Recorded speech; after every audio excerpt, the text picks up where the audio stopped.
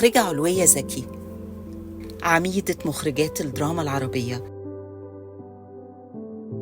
يوم 2 مايو عام 1926 بالقاهرة اتولدت المخرجة الكبيرة علوية زكي.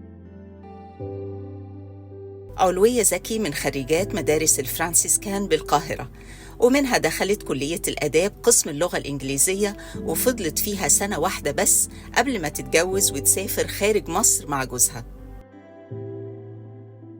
بدأت رحلتها في العمل الفني لما التحقت بالعمل في التلفزيون المصري عام 1960 كمساعدة للخبير الأمريكي اللي كان جاي لتأسيس أنظمة الكاميرات ووحدات البث بالتلفزيون، ومنه اتعلمت كتير عن نظم نقل الأحداث والأعمال الفنية تلفزيونياً.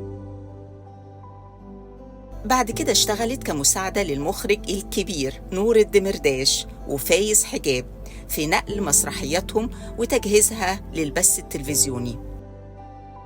أما عن عملها في الدراما فبدأ سنة 1969 بمساعدة المخرج الكبير إبراهيم الصحن في إخراج مسلسل الرجل ذو الخمسة وجوه، ودي كانت نقطة فارقة في مشوارها المهني، لأن المخرج إبراهيم الصحن اكتشف قدراتها الكامنة وشجعها على العمل كمخرجة.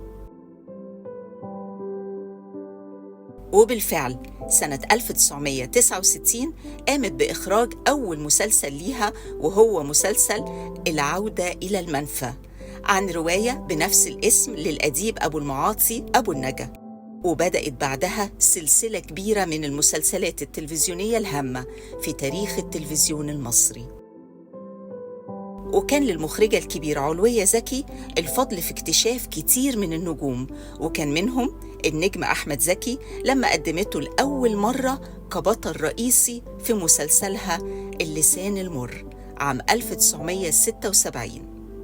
المخرجة علوية زكي ما اكتفتش بس بإخراج المسلسلات، لكن كان ليها إنتاج كبير من الأفلام التلفزيونية اللي شارك فيها كبار النجوم، وكان منهم رجل اسمه عباس سنة 78، والقانون لا يعرف عائشة سنة 87، وترويض الرجل سنة 89.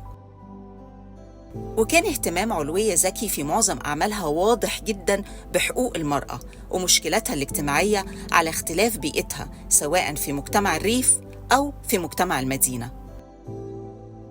بلغت أعمال المخرجة الكبيرة علوية زكي 37 عمل فني قبل ما تقرر سنة 1997 الاعتزال والتفرغ لرعاية أولادها وأحفادها.